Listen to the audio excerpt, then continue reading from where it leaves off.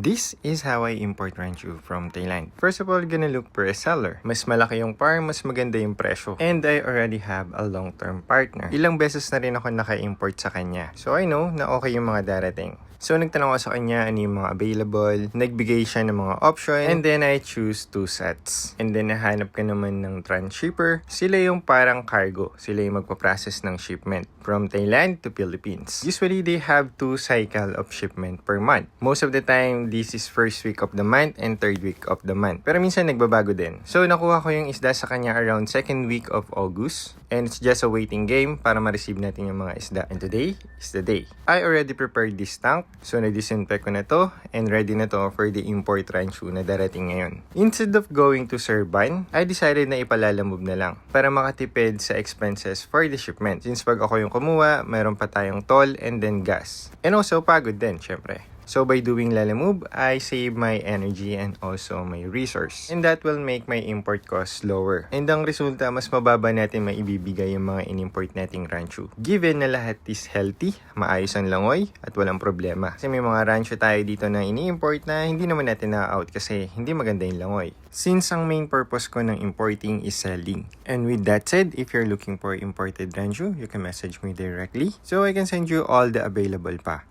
And by the way, yung mga parating pala natin sa Thailand is full red, red and white, and then lemon head. Then also may parating din tayo na galing sa Indonesia. That will be a calico and also jumbo na black. So if you're interested with that as well, just message me directly. Anyway, that is it for today's video. Update ko na lang kayo mamaya pagdating ng mga isda.